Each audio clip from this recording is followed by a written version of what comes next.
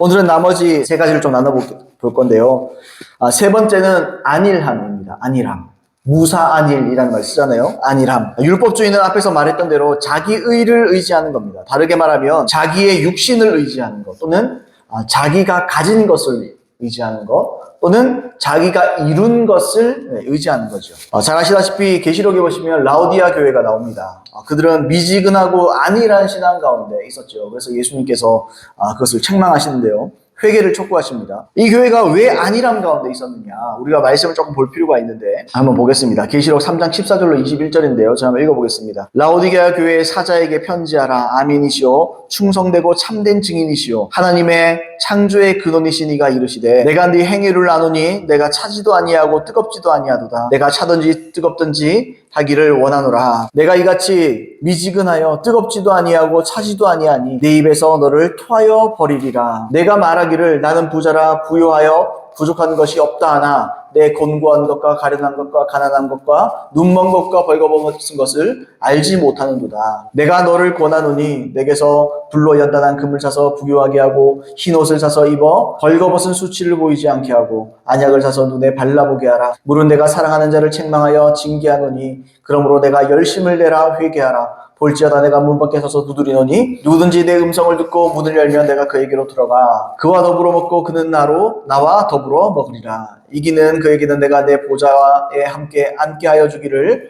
내가 이기고 아버지 보좌에 함께 앉은 것과 같이 하리라. 여기서 보시면 어쨌든 이들의 신앙이 미지근하죠. 뜨겁지도 않고 차지도 않고 아주 미지근한 신앙. 미지근하다는 말 다시 말하면 안일한 신앙인 거죠. 안일. 이거 물에 물 탄 듯 술에 술 탄 듯 이런 신앙생활을 했습니다. 그들이 신앙을 포기한 게 아니죠. 지금 여전히 예수님을 믿고 있습니다. 예수님을 믿고 있습니다. 여전히 그는 신앙생활을 했어요. 그들 나름대로 예수님을 잘 믿었습니다. 그들은 그렇게 생각할 거예요. 근데 실상은 어떻습니까? 그들이 하나님을 믿기보다 17절에 내가 말하기를 나는 부자라 부유하여 부족한 것이 없다. 아마 추측해보건대 교회가 아주 재정적으로 튼튼했던 것 같습니다. 교회가 아주 재정적으로 탄탄했던 교회인 것 같아요. 그래서 여러분 결국에는 이들은 그들의 실상은 교회의 풍요로운 재정을 믿는 거죠. 이스라엘 백성들에게 그런 말들을 그렇게 많이 그들이 믿고 있는 게 있었잖아요. 이 가난함은 하나님의 저주다. 부자들은 왜 부자냐? 하나님께서 복을 줬기 때문에 부자다. 그래서 예수님한테 제자들이 깜짝 놀라는 거예요. 부자가 천국에 들어가기가 바늘길 안에 들어가면 더 어렵다. 이 말할 때 깜짝 놀라는 거예요. 그때 당시에 문화로는 이해가 안 되는 거죠. 왜냐하면 부자들은 하나님의 복을 받은 사람인데 어떻게 그 사람이 천국 가기 그렇게 힘드냐.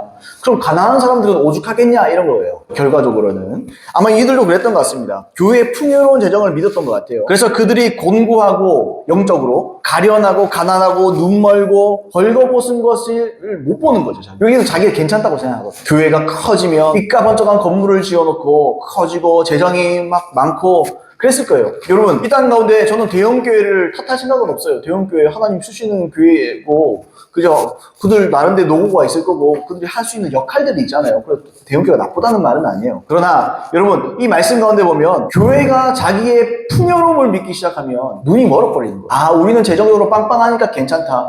우리는 헌금이 그래도 제법 들어오고 있으니까 우리에게는 안전하다. 여러분 모른다는 거예요. 하나님 보시기엔 그 시각이 다르다는 겁니다. 이들은 뭐라 그래요? 영적으로 그들을 곤고했어요. 가련하답니다. 가난하고 눈멀고 벌거벗었다고 얘기하는 거죠. 그들에게 여러분 하나님의 임재가 문제가 아니에요. 지금 이 사람들이 지금 추구하는 게 뭡니까? 하나님의 임재가 있었느냐 없었느냐 뭐 이런 게 아니죠. 하나님이 함께 하셨느냐 마느냐, 하나님이 동역하시느냐 마느냐 이런 것보다 부여로운 재정으로 눈이 멀었다는 이걸 붙잡고 있었다는 겁니다. 제가 아까 안이라는 말씀, 무사안이라는 말씀드린 거죠. 재정이 빵빵한데 뭐 못 나간 게 뭐가 있습니까? 잘 나가고 있잖아요. 교회가 잘 되고 있잖아요. 헌금도 많이 들어오나 보죠. 그죠? 유력한 자들이 있을 수도 있겠죠. 아주 유력하고 우아하고 세상적으로 볼 때도 아주 이렇게 좀 명망이 있는 사람들, 유력한 자들이 교회 등록해서 그렇게 신앙생활 했을 수도 있을 거예요. 그렇다고 잘 나가는 게 아니라고요. 교회 성도들의 교육 수준이 그런 게 높다고 해서 다른 교회에 비해서 아주 무슨 그런 교회들 있잖아요. 엘리트 교회나 그렇다고 하나님께서 인정하는 거 아니라고. 바리새인들도 돈을 좋아했습니다.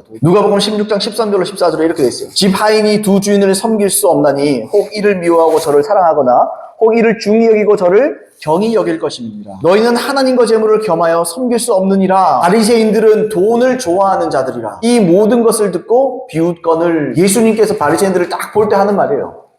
바리새인들은 돈을 좋아하는 자, 돈을 추구하고 돈을 밝히는 사람. 여러분, 이들이 돈을 밝히는 사람들이다. 그럼에도 이 사람들은 바리새인들은요 종교적인 열심을 갖고 있는 사람. 종교적인 열심을 갖고 열심히 신앙생활 하는 거예요. 하면서도 돈을 밝히는 거예요. 그들은 하나님이 아니라 돈을 좋아했다. 여기서 돈을 좋아했다는 건요, 의존한다는 거예요. 의지했다. 이걸 의존하고 살아간다. 이런 의미죠. 여러분, 그들은요, 본질을 쫓지 않습니다. 의식을 쫓았어요. 여러분 보세요. 본질을 쫓지 않고 의식을 쫓기 시작하면요, 하나님 외에 다른 걸 의존한다. 종교적인 의식을 의존하는 것처럼 이들이요, 돈을 의존하는 거예요. 하나님 외에 다른 것, 믿을 만한 구석이 있다는 거예요. 하나님 외에. 여러분, 세상 사람들이 하나님 외에 제일 믿을 구석이 뭡니까? 돈 아니게요, 돈. 이 돈을 믿고 있다는 거죠. 본질을 쫓지 않고 의식을 쫓으면요, 결국에는 엉뚱한 걸 쫓게 됩니다. 여러분, 가장 효과적이고 가장 눈에 띄는 우리가 의존할 만한 게 뭡니까? 그 돈이죠, 돈. 여러분, 라오디아 교회처럼 하나님과 영혼을 사랑해야 한다는 본질을 놓쳐도 당장에 물질적으로 어려움이 없는 거예요. 왜 제가 지금 자꾸 물질 얘기를 하냐면, 여러분, 현실적으로 우리가 어려움이 닥쳤다라고 말할 때 대부분은 물질 얘기입니다. 물론 뭐 질병도 있을 수 있지만 대부분의 사람들이 멀쩡하다가 현실적인 어려움, 그죠? 얘기하면 물질 얘기예요. 라오디아 교회처럼 하나님과 영혼 사랑한다는 이 본질을 놓쳐도 당장에 현실적인 어려움이 나에게 안 닥칠 수 있어요. 현실적으로. 내가 하나님이 아닌 다른 것을 의지해도 당장에 내가 뭐 돈을 사기 맞는다든지 당장 직장에서 잘린다든지 그런 일은 없어요. 그러니까 이거 어떻게 생각해요? 아, 내가 이렇게 믿어도 괜찮구나. 현상 유지는 하는구나. 이렇게 생각한다고. 내가 현상 유지 정도는 하는구나. 이렇게 살아도 문제 없구나. 아, 나만 그런 거 아니고 다 그런가 보다. 이런 안일한 마음이 생긴다는 말이죠. 이것은 다시 말해서 이 사람이 무엇을 믿고 있고 무엇을 의존하고 있는지를 적나라하게 보여주는 거예요. 여러분, 이렇게 한번 봅시다. 율법주의 때문에 자기 육신 또는 하나님이 아닌 자신에게 속한 어떤 것을 의존하기 때문에 자신에게 어려움이 닥치기 전에는 절대로 돌이키지 않습니다. 문제가 생겨야 이 사람 돌이키는 거예요. 내가 하나님을 안 섬기면 먼저 양심에 다 빨간불이 딱 들어가야 되거든요. 근데 왜 이런 사람들 어때요? 양심의 빨간불을 넘어서 진짜 삶 가운데 문제가 생겨야 그제서야 이제 잘못했다고. 이 살면서 이런 사람 얼마나 많이 봅니까? 그죠? 어려움이 닥치기 전까지 결코 돌아오지 않습니다. 이런 사람. 율법주의적인 신앙을 가진 사람들, 자기에게 당장의 피부에 닥치는 어떤 문제가 생기지 않는 이상은 이 사람은 돌아오기 힘듭니다. 이 무사 안일의 태도, 여러분, 우리는요, 내 상황, 내가 어떻게 되어지는 거, 이걸로 하면 늦어요. 영을 주목해야 돼요. 양심을 주목하고요. 하나님과의 관계를 주목해야 돼요. 내가 하나님과 어떤 관계인가, 내가 하나님과 어떤 마음으로 대화하고 교제하며, 의가 중요해요. 하나님과 나와의 관계가 중요한 거예요. 근데 그 관계는요, 이미 가시적인 영역에서 문제가 일어나면 이거는 너무 늦은 거예요. 물론 그렇게 돌이키면 참 다행이긴 한데요. 큰 어려움이 닥치기 전에 내 마음에, 내 영 속에 지옥 같은 일들, 마음 가운데 막 불편하고 어렵고 괴로운 일이, 그거 주님이 지금 사인 주는 거예요. 돌이키라고. 마음이 지옥이잖아요, 마음. 이런 율법주의에서 돌이킨 저 여러분 되기를 바랍니다. 예민해지셔야 돼요. 예민하게 어떤 큰 일이 벌어지는 게 아니에요. 여러분, 내가 이 율법주의에 빠지면요, 다른 거 의존하기 시작하는 거예요. 자, 네 번째로 이 옛것에 대한 집착이 강해집니다.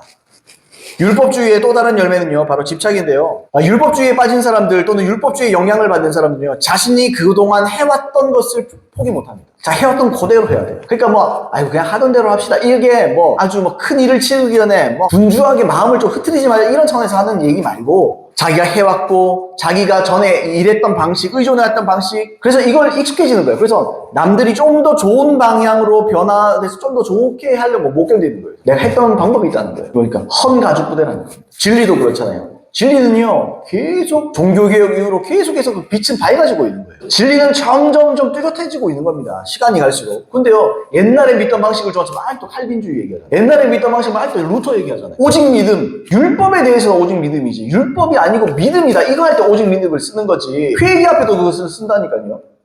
회개가 필요 없는 것처럼. 이미 예수님이 말했던 대로 회개하고 복음 믿으라 그랬으면 회개하고 믿는 거지. 신학적인 이게 주류가 바뀌고 있거든요. 사람들이 인식을 못해요. 깨어있지 않는 거예요. 그러니까 옛날 걸 답습하는 거예요. 답습. 그 옛날에 나는 이렇게 믿어왔으니까 이게 좋은 거예요. 옛날에 내가 믿어왔던 방식이 좋은 거죠. 자기가 꼭 믿던 대로 믿어야 돼, 그죠? 상황과 환경이 바뀌면 못 견디는 거예요. 바리새인들이 그랬습니다. 그럼 보세요. 예수님이 그들의 외식과 율법과 선지자의 강령인 하나님과 영혼들을 향한 사랑들이 없다는 걸 막 지적하잖아요. 예수님이요, 점잖한 분이 아닙니다. 굉장히 급진적인 분이에요, 예수님. 너희가 이렇게 들었으나 나는 너에게 말하노니만 그러잖아요. 야, 뭐 이혼하라, 뭐 증서를 써주라 말을 들었거니와 나는 너희들에게 말하노니 너 다 틀려먹었다. 너희 신부가 고약하다. 잘못했다. 잘못 생각하고 있는 거다. 잘못 이해했다. 주님이 막 그냥 갖다가 얘기하잖아요. 그죠? 그러니까 이 사람들 못 견디는 거예요. 사람들이 뭡니까? 자존심 상한다 이거예요. 저도 쇼츠 올리지만요. 사람들이 보고 싫어요 누르는 사람들 자존심 상하는 거예요. 내가 믿던 방식이랑 다르니까. 본인이 믿던 방식이 진리가 아니에요, 여러분. 성경이 진리인 거예요. 성경이 진리. 성경대로 믿어야 되는 거예요. 성경이 말하는 그대로 믿어야 천국 가는 거예요. 천국 가는 거. 그렇지 않습니까, 여러분? 천국에 갔더니 심판대 앞에서 말씀 그대로 그냥 심판한다고 그랬지. 주님이 야 너희들 믿던 대로 나 심판해줄게. 감안해줄게. 이런 거 없어요. 주님은. 넌 칼빈주의 교회에서 신앙생활했구나. 그래, 칼빈주의에 보면 너는 그래 오케이 패스. 지금 그런 게 없다는 거예요. 내가 언제 칼빈주의자를 칼빈주의를 누가 믿으라 그랬느냐? 나를 믿으라 그러지 않았냐? 성경대로 심판한다 그러지 않았냐? 지금 그러지 않겠어요, 여러분? 여러분 무슨 어떤 교단에 속해 있냐? 교단이 우리를 여러분 구원해 주는 게 아니에요. 교단 보세요, 여러분. 뭐 한기총 요즘 보세요, 여러분. 얼마나 시끄러워요, 그죠? 교단이 우리를 살려주는 게 아니라고요. 교단의 신녀가 돼서는 안 돼요. 하나님의 말씀 가운데 가야 되는 거예요. 하나님 말씀이 말하면 여러분 자존심이고 뭐고 어떤 사람이 젊은 목사라도 말하면 이게 성경적인지 아닌지를 딱 파악해서 성경적이구나 그러면 여러분 자존심 내려놓는 거예요. 그리고 말씀을 받아들이고 저기 때문에 받아들이 이런 거 아니잖아요. 하나님의 말씀이 말하니 말씀대로 갑시다 이런 얘기 하는 거잖아요. 이게 어떻게 해요? 자존심도 세워줘야 되고 아이고 막 이 어르고 달래서 애 키우는 게 아니잖아요. 지금 이 설교하는 게 설교자로서 설교하는 게 어르고 달래서 여러분 이 사람들이 막 마음에 감동을 주는 게 아니잖아요. 하나님 말씀 이겁니다. 그거 잘못 믿는 겁니다. 그럼 우리가 바뀌어야 됩니다. 우리의 기준을 바꿉시다. 이렇게 돼야 정상이 아니겠어요, 여러분? 아주 작은 목회고 개척하는 목회지만 저는 이제 그 일을 하려고 하고 그 일을 위해서 저는 도전합니다. 서기관과 바리새인들이요 예수님의 말을 못 견디는 거예요. 견딜 수가 없는데 그렇게 어떻게 가자는 거예요? 예수님을 저거 모의하는 거예요. 죽이자. 예수님을 죽이자는 거예요. 죽이자는 거. 뭐라 그래요? 거짓말을 지어내자. 모략을 하잖아요. 자기들끼리 누명을 씌우잖아요. 여러분 이게 여러분 율법주의자들 또는 교회 안에 있는 종교인들이 성령에 깨어있는 자들에게 하는 일이에요. 이게. 사복음서의 그 시대 때나 지금도 똑같은 거예요. 여러분. 하나님이 진짜 쓰는 사람은요 여러분 가만 놔두지 않습니다. 자존심이 중요한 게 아니라 말씀이 중요한 거예요. 내 자존심이 중요한 게 내가 나보다 어린 사람이라고 성경적이게 얘기하면 입국 다물어야 되는 거예요. 내가 잘못 생각했구나. 내가 저기서 배워야 되겠구나. 좀 더 진지하게 고민해 보겠습니다. 나이 적은 사람이 말해도 나이 많은 사람으로서 성경적인 얘기하면 입국 다물고 들을 만큼 들어보고 열린 마음으로 들어보고 성경적이구나. 내가 성경을 고쳐먹어야 되겠다. 이게 하나님이 기뻐하시는 마음이라. 이게 기뻐하는 마음이에요. 근데 여러분 종교인들은 어떻습니까? 종교인들이요 젊은 사람들이니까 저보다 나이 든 사람 여러분 구력이 많이 찬 사람들 중에 대부분이지 않나요? 자기 스타일이 있는 거예요. 내 스타일대로 신앙생활 하겠다는 거예요. 내 취향대로 신앙생활 하겠다는 거예요. 하나님은요 취향이 없어요. 우리의 취향은요 하나님 예수님의 취향대로 예수님 믿는 거예요. 내가 이러니까 나는 이렇게 믿어왔으니까 그건요 과거에 믿던 그 수준의 그 하나님이죠. 죄송합니다. 하나님 비하한다니 자기 수준을 말하는 거예요. 자기 수준에서는 하나님께 요거밖에 못 보여주는 거예요. 그러니까 지금도 똑같이 가면 안 돼요. 자기가 그만큼 안 자랐다는 거죠. 반증이죠. 자기를 살리려는 것인데도 불쾌하죠. 여러분 사도 베드로가 여러분 성령의 충만함을 받고 여러분 설교하잖아요. 사람들 반응이 딱 나눠지잖아요. 여러분 사도 바울도 그렇고 사도 베드로도 그렇고 어떤 사람들은 우리가 어찌 알고 이런 사람도 있고 저 때려 죽여버리자 저거. 스테반도 그렇게 죽은 거 아닌가 그죠? 그 둘 중에 반응이 당연히 나올 수밖에 없는 거죠. 그러면 우리가 어찌 알고 그러면 사도 베드로는 얘기하잖아요. 회개하여 성령을 받아라. 그럼 유쾌하게 되는 날이 너에게 이르게 될 것이다. 복음을 딱 전할 수 있잖아요. 근데 여러분 저 때려 죽이자 그러면 진짜 죽여버리잖아요. 여러분 사도 바울도 그래서 기절해가지고 죽은 줄 알았는 적도 있고 여러분 스테반은 죽었잖아요. 그래서 여러분 항상 조심해야 돼요. 이 외식적인 신앙, 율법주의 신앙을 가진 사람은요 절대로 수용적이지 않습니다. 못 받아들여요. 여러분 교회에서 드럼 치는 지가 얼마 안 됐습니다. 그전에는요 악마의 사단의 악기라고 했어요. 피아노도 마찬가지예요. 피아노 되게 고급지죠. 여러분 고급지라고 생각하죠. 여러분.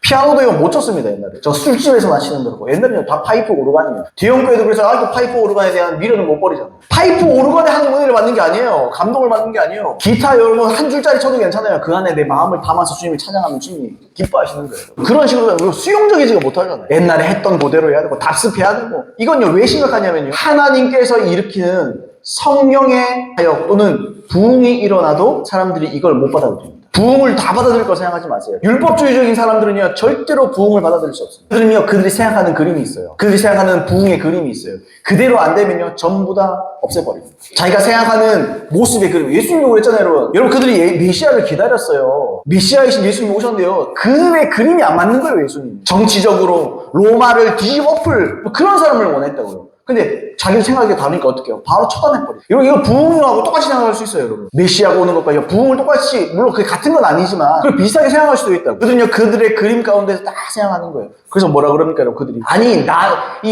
나사렛에서 무슨 선한 것이 나겠냐고 그러잖아요. 자기들이 예상했던 데가 아니에요. 나사렛은요 그들이 생각했던 그림이 아니에요. 그들의 그림은요 가말리알 문화나 자기들 안에서, 자기들의 기득권 안에서 서기관과 바리새인들 중에서 슈퍼스타가 나오길 원했거든요. 그러면서 세상을 막 호령하고 뒤집어 엎어가지고 이 세상을 이스라엘이 장악하기를 원했거든요. 여러분. 그 그림이 다르잖아요. 그러니까 예수님은 바로 죽여버리려고 하잖아요. 자기들 생각에는 메시아가 아닌 거예요. 여러분 부흥도 똑같아요. 앞으로 하나님의 부흥이 계속해서 일어나게 될 겁니다. 하나님은 하나님 일을 하실 거예요. 근데 하나님이 하나님 일을 하셔도 그 채널을 알아먹는 사람은요 소수예요. 어떤 사람입니까? 옛것에 집착하고 율법주의적인 사람은요 공격합니다. 이 사람들은요 지금 형제라 그럴지 몰라도 지금 형제를 잡아먹을 사람, 못 견디는 사람들. 그래서 여러분 새가죽 부대가 못 되면요 어떻게 됩니까? 하나님의 새로운 역사, 하나님의 개혁. 아니 신앙은 개혁신앙이라고 개혁 안 하잖아요. 개혁신학이라면서요. 그럼 자기 신학도 개혁의 대상이잖아요. 개혁의 대상이 아닌 게 어디 있어요? 사람부터 여러분 우리가 알고 있는 신학도 다 개혁의 대상이지. 신학이 100% 완전합니까 여러분? 신학이라는 게 사람이 만들어낸 개혁해서 그죠? 없앨 건 없애고 보완할 건 보완하고 또 성경적이지 않은 것도 내려놓을 수도 있고, 근데 절대로 안 내려놓는다고요. 수백 년을 걸쳐서 연구한 연구인데 그게 뭐가 중요해요? 성경이랑 다르면 아닌 거지. 근데 그 미련을 못 버린다고요, 사람들이요. 그래서 하나님의 개혁, 하나님의 회복의 역사를 못 견딥니다. 결국에는 하나님께서 기름 부은 하나님의 종들을 대적하는 거죠. 그러니까 이런 사람들은요, 결국에는 지옥 갈 사람. 율법주의를 우습게 보면 안 돼요. 율법주의라도 천국 가겠죠. 전 못 간다는 얘기 지금 하고 있는데요, 그죠? 율법주의에 영향을 받는 사람, 그 사람도 빨리 돌이켜야 됩니다. 계속 이런 식으로 가면 이 사람들은 결국에는 하나님의 사람들을 핍박하기 시작합니다. 이 사람들 대적자, 하나님을 대적하는 자들이에요. 서기관과 바리새인들이 그러잖아요. 자기들이 그 옛날 같은 실수도 안 한다고. 하나님을 섬기는 예라 하리라. 자기는 그게 하나님 섬기는 거라고 생각하잖아요. 예수님이 아니라고 그러잖아요. 너희가 똑같다. 너희가 너희 조상이랑 똑같다. 너희 조상들이 선지자들을 죽였던 너희 조상이랑 똑같다. 너희들은 똑같은 자들이다. 쭉 그렇게 딱 판단해버리잖아요. 율법주의에서 벗어나길 예수님을 축복합니다. 겸손해져야 됩니다. 본질을 쫓아야 됩니다. 의식에 머물면 안 돼요. 자, 5번째입니다. 배울 수 없습니다. 배우지 못합니다. 이 사람들. 율법주의자들은 배울 수 없고 지도받을 수 없어요. 자기들끼리는 지도하고 지도받는지 모르겠어요. 그러나 하나님이 기름 부어준 사람, 하나님께서 쓰시는 사람들의 지도는 못 받습니다. 이런 사람들은요. 왜냐하면 진리를 진지하게 자신에게 적용하지 않습니다. 여러분, 우리가 진리를 알아야 하는 이유는 단순히 지식 쌓기가 아니에요. 우리가 진리를 알아야 되는 이유는 뭡니까, 여러분? 우리가 성경 시험으로 천국 가는 게 아니잖아요. 우리가 진리를 끊임없이 배우는 가장 중요한 목적은요, 진리로 나를 비추고 그 말씀을 나에게 적용시키고 그 말씀을 순종하고 살기 위해서입니다. 이게 성경이 말하는 배움이거든요. 배움은요, 단순히 머리가 커지는 게 아니에요. 배움은요, 삶이 바뀌는 겁니다. 예수님의 제자들의 삶을 보세요. 그들이 머리가 굵어진 게 아니에요. 삶이 바뀐 거예요, 삶이 바뀐 거예요. 근데 율법주의적인 경향을 가진 사람들은요, 자신이 아는 것을 남에게 가르치는 것은 잘할지 몰라요. 그런데요, 그것을 자신에게 적용하지 않습니다. 그대로 행하지 않아요. 신용만 하는 거예요. 여러분, 이게 바리새인들의 특징이에요. 마태복음 23장 3절로 4절에 보시면 예수님이 외식하는 바리새인들에게 이렇게 말씀하셨어요. 그러므로 무엇이든지 그들이 말하는 바는 행하고 지키되 그들이 하는 행위는 본받지 말라. 그들은 말만 하고 행하지 아니하며 또 무거운 짐을 묶어 사람의 어깨에 지우되 자기는 이것을 한 손가락으로도 움직이려 하지 아니하며. 예수님의 판단이 뭐죠? 이 사람들은 말만 그럴듯할 뿐이다. 말만 그럴싸하게 할 뿐이다. 이 말씀을 자기에게 절대로 적용하지 않는다.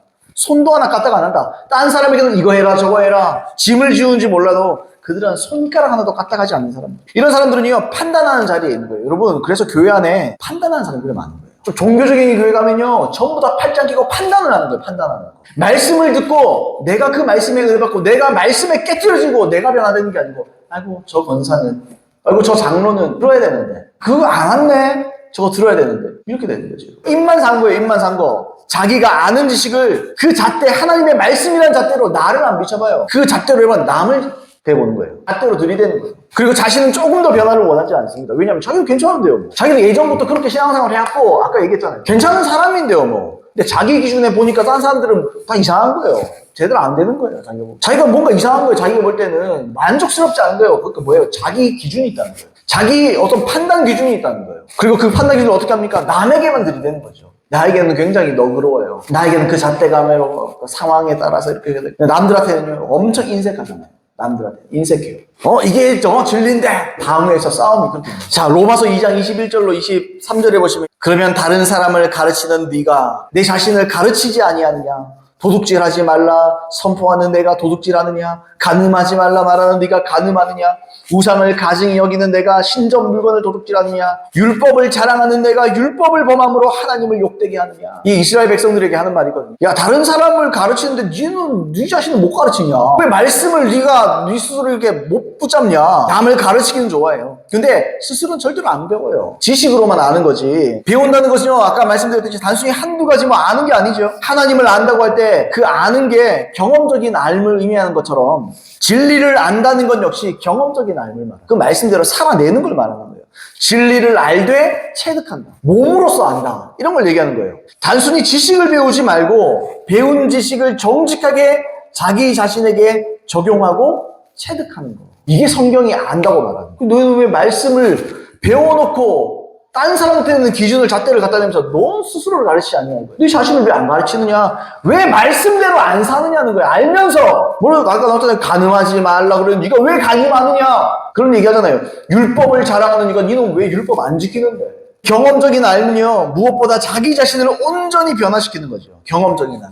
여러분, 정답을 아는 것보다 더 중요한 건요, 그 정답을 살아내고 있어야 돼요. 진리를 아는 것보다 더 중요한 건요, 내 삶이 진리여야 돼요. 예수님이 그랬잖아요. 말씀이 육신이 되어 우리 가운데 거하시네.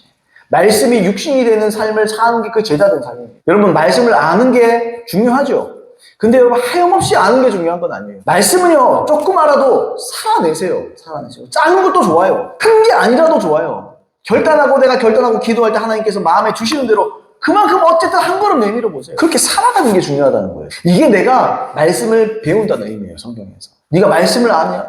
주님께서 네가 알고도 행치 않는다고. 모르고 행치하는 것보다 알고도 행치하는 게 더 큰 죄라고 그 얘기하시잖아요, 성경에서. 제가 전에도 그런 지적을 했는데요. 한국 교회의 특성이 있잖아요. 한국 사람들의 특성이 있어요. 그게 선비기질이잖아요. 한국 사람들 특징은요, 배우는 거 좋아해요. 열심히 배우는 거, 그걸 좋아합니다. 성경 공부도 열심히 하고, 열심히 연구하는 사람 많아요. 그런데 여러분, 이런 특성은요, 바리새인에게도 그대로 보여지는 거예요. 바리새인도 그랬어요, 여러분. 요한복음 5장 39절로 42절에 너희가 성경에서 영생을 얻는 줄 생각하고 성경을 연구하거니와 이 성경이 곧 내게 대하여 증언하는 것이니라. 그러나 너희가 영생을 얻기 위하여 내게 오기를 원하지 아니하는도다. 나는 사람에게서 영광을 취하지 아니하노라. 다만 하나님을 사랑하는 것이 너희 속에 없음을 알았노라. 성경을 연구합니다. 그죠? 영생이 성경을 안에서 영생을 얻기 위해서 너희 연구하는데 그 성경이 결국에는 예수님을 증거하고 있는데 너는 예수님 싫잖아. 영생을 얻기 위해서 나에게 오는 걸 너희가 원치를 않잖아. 그 이유가 뭐라고요? 잘 몰라서입니까 지금? 이유가 뭐죠? 42절에 나와 있어요. 다만 하나님 사랑하는 것이 너희 속에 없다. 하나님을 사랑했었으면 예수님이 메시아인 걸 알아봤을 거다. 이 말은요, 하나님의 말씀을 연구를 몇 시간, 100시간, 1000시간 하는 게 소용없다는 거예요. 그건 지식만 생길 뿐이라는 거예요. 그 지식은 교만하게 한다고. 교만해지는 거예요. 이 말씀이 결국에는 예수님을 증거한다. 그러니까 이 사람들도 하나님을 사랑하는 마음으로 말씀을 연구했으면 예수님을 알아봤을 거란 말이에요. 간단히 말하면. 하나님을 사랑하는 것이 있으면서 하나님을 너무 끔찍히 사랑하면 그래서 하나님의 말씀, 그분이 뭐라고 말씀하셨나, 이걸 내가 순종하고자 하고 배우고 진짜 참으로 배우고자 하는 마음을 내가 읽었거든요. 예수님이 메시아인 걸 바로 알아봤다. 예수님은 하나님의 이름 지금 하고 있잖아요. 성경적으로 묘사되어 있는 메시아의 일을 그대로 하고 있잖아요. 그죠? 예언되어 있는 걸 예수님 그대로 하고 계시잖아요. 그럼 모를 수가 없다는 거예요. 처음에도 말씀드렸지만 여러분, 본질은 하나님을 사랑하는 겁니다. 그 하나님 사랑하는 거에 종교적 의식은 하나님 사랑을 담는 그릇이라고 했어요. 이 사람 뭐예요? 하나님 안 사랑해요. 그 그릇만 갖고 있잖아요. 그릇만 연구하잖아요. 그러니까 어떻게 돼요? 예수님을 못 알아봐요. 예수님을 대적하는 사람들. 결국 여러분, 이 사람들 어떤 사람들이 예수님을 죽인 사람들이에요. 하나님의 사람을 죽이는 사람들이 되는 거예요. 아무리 성경 알아도 소용없어요, 여러분. 그 안에 하나님을 알고자 하는 마음이 있어야 돼요. 하나님을 사랑하는 마음이 있어야 돼요. 하나님을 사랑하지 않고 성경 읽어보세요, 여러분. 그게 무슨 도움이 되는지. 그냥 지식만 사는 거예요. 지식만 하는 거예요. 지식은요, 교만하게 하는 겁니다, 결국에는. 애초에 성경은요, 예수님을 증언하죠. 예수님을 사랑하게 만들어요. 예수님은 여기서 성경을 열심히 배우고 연구하지만 영생을 얻기 위해 예수님께로 오기를 원하지 않는다. 그렇게 말씀해요. 그들은요, 성경 지식과 성경을 얼마나 읽고 배운 것으로 기득권을 가지는 거예요. 내가 이만큼 배웠기 때문에. 여러분, 박사학위가 기득권이 돼버리는 거죠. 무슨 어디 박사학위, 목사들이 그래 박사를 자꾸 하려고 했나 모르겠는데, 목사는 뭘 박사가 돼야 돼요. 목사는 그냥 목사가 돼야 되지. 몰라요. 그것도 필요한 면이 있는 분들도 있을 거예요. 분명히. 학문적으로 또 연구해서 하나님 사랑하면서 연구하는 거는 뭐가 문제가 돼요. 걸 말하는 게 아니죠. 여러분 어떻게 해요? 이 엘리트주의가 있는 거예요, 교회 안에서. 교회 안에서도 엘리트주의가 있는 거예요. 똑똑하고, 뭐, 학위가 높고, 이러면요, 기득권이 되는 거예요. 권위를 얻는 거죠, 그죠? 여러분, 교회 안에도 종교인들이 많아요. 교회 안에도 진리를 얼마나 이해하느냐를 자기 신앙의 척도로 사는 사람들이 많습니다. 여러분, 하나님을 먼저 사랑하는 것이 먼저인 줄로 믿습니다. 나는 진리를 아는 것만큼 얼마나 주님을 사랑하고 있는가. 또 진리를 통해서 얼마나 하나님의 사랑을 알고 그분의 사랑에 계속해서 반하고 있고 나는 진리를 아는 만큼 내 삶에서 열매를 맺고 있는가. 여러분 이게요 항상 우리 마음가운데 부담이에요. 말씀이요 하염없이 하는 건 의미가 없어요. 살아내느냐는 거예요. 자, 자주 말하는데요 하나님의 말씀을 많이 아는 거 수백 번, 수천 번, 수만 번 읽는 것보다 더 중요한 게 있어요. 수만 번, 수천 번 읽고 한 번도 순종 안 하는 것도 의미가 없는 거예요. 한 번 못 읽어도 괜찮아요. 물론 뭐 성경 많이 읽으면 좋지 그걸 부정하고 싶지 않아요. 근데요 말씀을 읽을 때마다요 부담을 갖고 읽어야 돼요. 하나님 어떻게 순종할까요? 하나님 성령님 나에게 순종할 수 있는 은혜를 부어라. 여러분 그거예요. 그게 하나님 사랑하는 거예요. 여러분 정말로 하나님 사랑하는 사람은요 우리 연인들이 그렇잖아요. 편지를 딱 받아요. 그러면 어떻게 합니까? 나 이거 좀 돌려서 말하겠죠. 좋아하는 사이니까 좀 안 하면 좋을 것 같아요. 그럼 어떻게 합니까? 안 하겠지. 그죠? 안 하는 거고 거기서 표시나는 거야. 내가 이 사람 참 사랑하는구나. 이 사람이 그 썼던 사람도 나중에 더 이상 안 하네. 날 사랑하는 거. 이렇게 알지 않겠어요, 여러분? 그 똑같은 거예요. 똑같은 거라는 거예요. 율법주의의 열매는요 5가지였습니다. 근데 더 있을 겁니다. 찾아보면 우월감, 상대적인 죄책감, 안일함, 과거에 대한 집착, 또 배우지 못함. 이외에도 더 많을 텐데요. 이제 앞으로도 나누겠지만 종교의 영의 이 뿌리는요 자기중심성. 신앙으로 포장하고 있는 거예요. 그냥 교회 안에 아름답게 포장되어 있는 자기중심성이 바로 이 종교의 영입니다. 그 중에 첫 번째가 율법주의와 그 열매에 대해서 우리가 알아봤는데 여러분 성경에 보면 분명히 하나님께서 원하시는 처소가 있어요. 우리식으로 말하면 하나님께서 좀 쉬고 처소가 뭡니까 여러분? 안식할 처소다 이렇게 표현한. 주님이 좀 안식하고 좀 쉬시고 뭐 주님이 그렇게 쉬는 게 필요한지는 모르겠지만 근데 주님이 그렇게 말씀하시니까 이런 거겠죠. 마음도 좀 나누고 편안하게 좀 내 마음도 이해받고 싶고 이런 거죠. 저의 안식처는요, 우리 집입니다. 왜냐면, 이해받을 수 있기 때문에. 내 아내에게서 아이들에게 이해받을 수 있고, 또 우리 아이들도 이해하고, 제 아내도 이해하고, 우리 서로가 이해합니다. 그게 가정입니다. 하나님은요, 하나님이 쉴 만한 가족을 찾는 거예요. 하나님이 쉬고 싶은, 하나님 이해받고 싶은 거예요. 이해합니까, 여러분? 하나님이 이해받고 싶어요. 이런 거 생각해 보셨습니까, 여러분? 하나님은 이해받고 싶고, 하나님은 좀 속 편하게 대화하고 싶고, 좀 말 안 해도 그냥 좀 여기서 머물고 싶은 거예요, 주님. 그러니까 하나님이 원하는 처소가 있다. 하나님이 원하시는 교회가 있다는 거예요. 하나님이 원하시는 교회. 하나님께서 선지자 이사야를 통해서 이런 말씀을 하세요. 이사야서 66장 1절로 2절에 여호와께서 이와 같이 말씀하시되 하늘은 나의 보좌요 땅은 나의 발판이니 너희가 나를 위하여 무슨 집을 지으랴? 내가 안식할 처소가 어디랴? 나 여호와가 말하노라 내 손이 이 모든 것을 지었으므로 그들이 생겼느니라. 물은 마음이 가난하고 성령에 통회하며 내 말을 듣고 떠는 자 그 사람은 내가 돌보려니와. 지금 안식할 처소 얘기하면서 이런 얘기를 한다고. 우리는 뭘 눈치채야 됩니까? 하나님께서 어떤 곳에서 마음 편하게 계실 수 있느냐. 어떤 사람이죠? 쉬운 말 성격이 좀 더 실감나게 번역했어요. 쉬운 말 성격 한번 읽어볼게요. 주께서 말씀하신다. 하늘은 나의 보좌요 땅은 나의 발판이다. 그런데 너희가 어디에다 나를 위한 집을 짓겠다는 것이냐? 너희가 나의 안식처를 어디에다 마련한단 말이냐? 나 주가 분명히 말한다. 보라, 내가 온 세상의 모든 것들을 내 손으로 다 지었기에 이렇게 생겨난 것이다. 물은 내가 기쁘게 받는 제사는 이런 것들이다. 안식처 얘기하는 거지만 이게 하나님께서 어떤 교회를, 어떤 곳을 원하냐 이걸 보여주는 거예요. 그래서 뭐라 그래요? 물은 내가 기쁘게 받는 제사는 이런 것들이다. 곧 겸손한 자의 가난한 마음, 울며 회개하는 자의 상한 영혼, 그리고 내 말을 두렵게 여기고 기꺼이 따르는 자의 순종. 바로 이런 것들을 내가 진정으로 원하고 돌아본다. 주님이 진짜 원하는, 주님이 이해받고 안식하고 할 곳이 어디냐고요? 여기 나오잖아요. 가난한 심령의 마음, 내 안식할 처소다. 울며 회개하는, 애통하는 자들의 마음, 그런 마음이 내 처소다. 그곳에 나는 마음이 편하다. 나는 그런 곳을 원한다. 왜요? 그 하나님, 지금 보세요. 가난한 마음, 애통하는, 이게 뭡니까? 정말 하나님이 필요한 사람. 정말 하나님을 필요로 하는 사람. 정말 하나님 없이 못 사는 사람. 이게 또 무슨 말이에요? 사랑하는 사람. 하나님 없이 안 돼요. 하나님을 의존해요. 하나님밖에 없어요. 이건 다른 말로 하면 구걸하는 게 아니고요. 사랑한다는 거예요. 아이들이 부모의 구걸하는 겁니까? 이거 해줘, 저거 해줘, 구걸 아니요. 사랑을 믿는 거잖아요. 똑같은 거라는 거죠. 그리고 뭐라고 했어요? 내 말을 두렵게 여기고 기꺼이 따르는 자의 순종. 이게 뭐 어떤 사람이요?